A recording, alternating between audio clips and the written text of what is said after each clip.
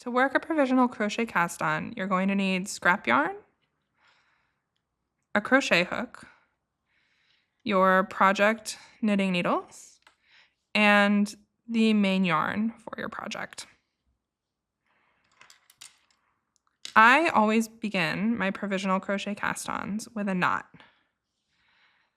The reason that I do this is to help me identify which end to unzip from later when I go back to take the cast on off. So there's a knot. Now, to get started, we're going to have to just start a crochet chain and chain a couple stitches. So to do this, I'm going to make a slip knot. So I'm taking my scrap yarn and I'm making a little twist with one piece of the yarn over the top of the other piece. And I'm going to take the yarn that's over the top and put it through that little loop and pull. And I have effectively created a slip knot. Now I'm going to put that knot on my crochet hook and tighten. Now I'm going to chain just a couple. 1, 2, 3. The idea is to just have enough to anchor your cast on. Now I'm going to begin working this same chain around the knitting needles. So I'm going to take my needles and I'm going to put them parallel. I'm going to put one end of my needle parallel to my crochet hook. And I'm going to take the working yarn here and I'm going to put it around the tip of the knitting needle and then chain once more. So I'm going to pull that yarn through the loop. And now I have one stitch provisionally casted on to my knitting needle. In order to do that again, I'm going to take the working yarn, put it through the tips of both needles, and then use my crochet hook to grab it again to pull it over the top of the needle and create another stitch. One more time, through the tip of the knitting needle and the crochet hook, I bring the yarn around behind the knitting needle, and then I'm going to use the crochet hook to pull that yarn through the loop, like this. And so on until you've cast on the number of stitches specified by the pattern.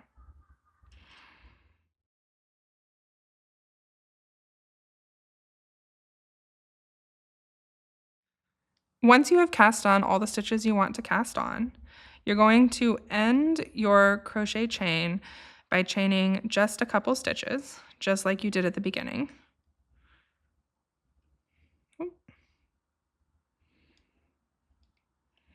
And now you're going to pull that final loop through until you have a little bit of a tail, a couple inches. And then you're going to cut that tail.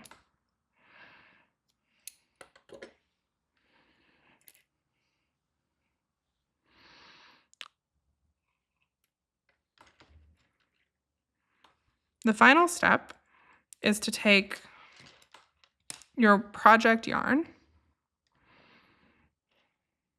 and your other knitting needle and begin knitting into the provisional cast on. So I'm going to take my needle and knit that first stitch just like I would normally and continue down the needle.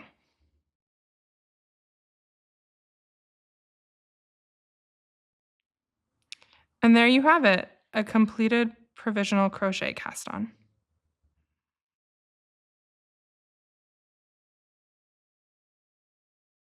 The trickiest part of unzipping a provisional cast on is making sure that you begin from the right end. Beginning from the wrong end will mean that you have to pull the yarn through every single stitch as you unzip it, versus pulling from the right end. Each stitch should just sort of pop out as you pull the cast on apart. So If you, like me, started your provisional cast on with a knot at the end, you know that that's not the end that you should pull from and that you should be pulling from the other end, the end that doesn't have a knot. So I'm going to take the tip of my knitting needle and I'm going to begin by pulling the yarn through this first, I find it here, and I'm going to pull it through to begin unzipping that cast on. And then from there, when I pull, each of these loops should just sort of pop right out. Nice and neat, just like that. Okay, so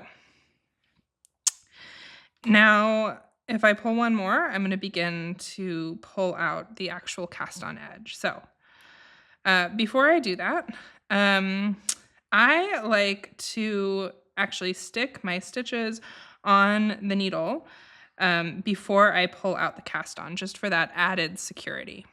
So this first stitch here, if you're having trouble seeing where the stitch is from the provisional cast on, if you grab this little loop here and the tail, you want to do both, because if you just pull the tail, you're going to pull this loop out. But if you grab the loop and the tail together and you pull them up, you should be able to see the next stitch in your work.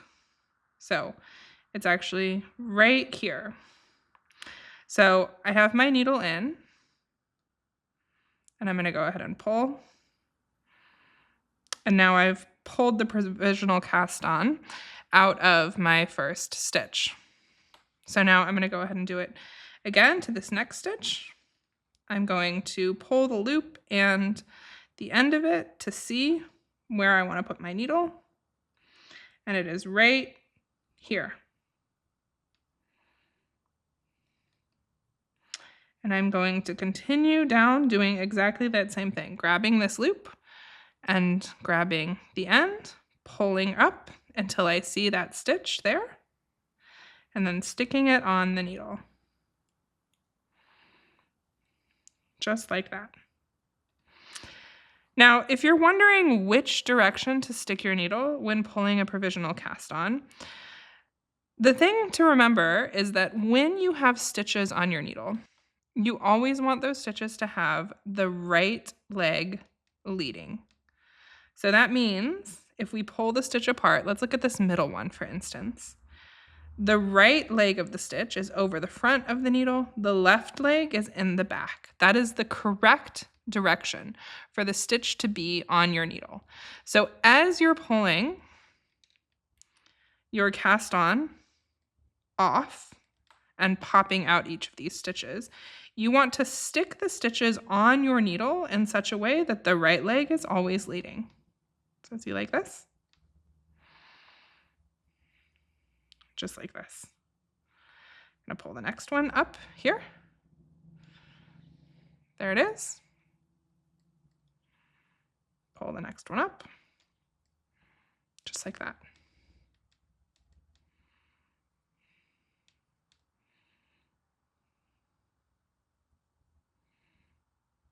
And I will continue in this manner until I have pulled the provisional cast on off of all of my stitches. Just like this. And again, I can stop and check. The right leg is leading. The right leg is in front of the needle. The left leg is behind the needle for every one of these stitches.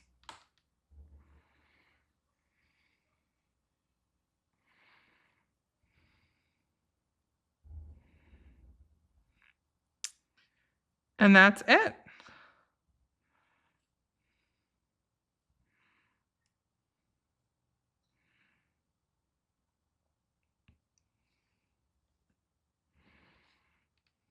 I now have all of my stitches on the needle.